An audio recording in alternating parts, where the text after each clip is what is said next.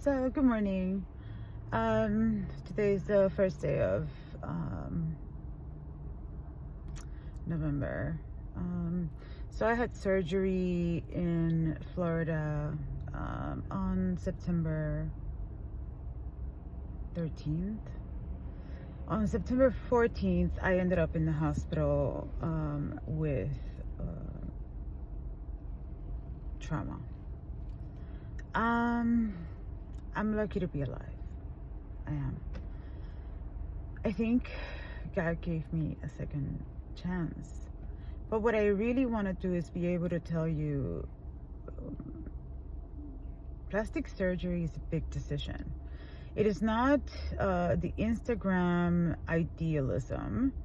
And a lot of people I know think it is because they advertise to you through these channels. And so you see, maybe you see the surgery, but then you see the results. And so you're not seeing the reality of the process. You're not really told that. They kind of rush you through things, especially if you're going with an outside doctor, one of those clinics that just advertises that you're going to look good like as soon as you get off the table, because that's not going to happen. But here's what I will say to you. If I were to have to do this all over again, first of all, you have to check these doctors with the Department of Health. So the Department of Health is the portion of government that is supposed to keep you safe.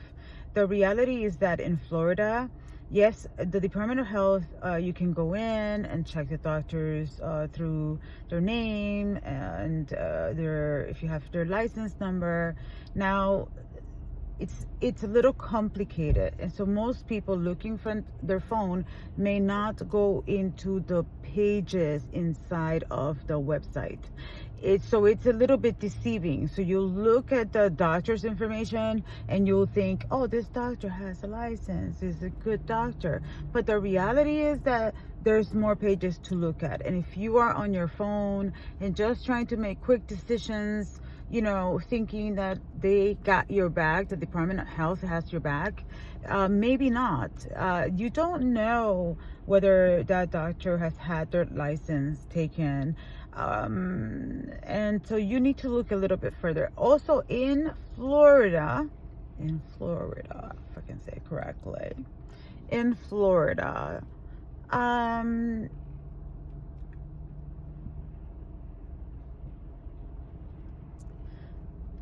you should not only go into a website, but you should really get in touch with them, because they're able to tell you like how many complaints there was against this doctor.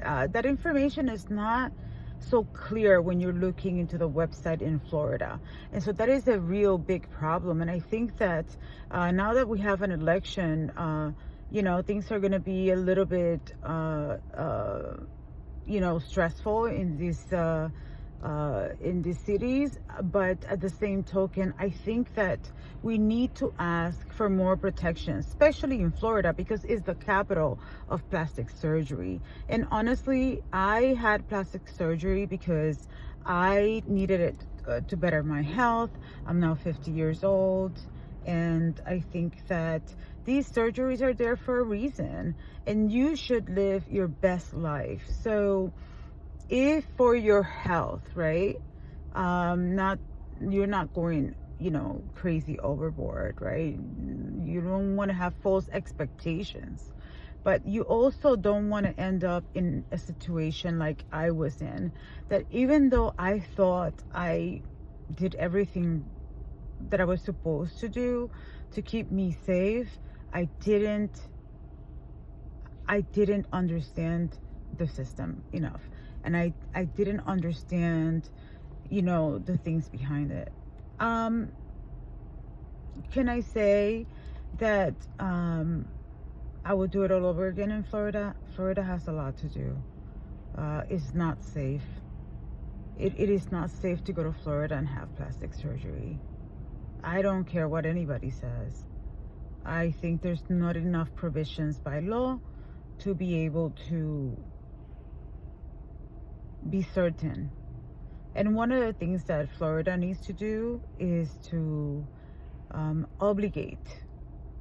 obligate these doctors to have to carry insurance.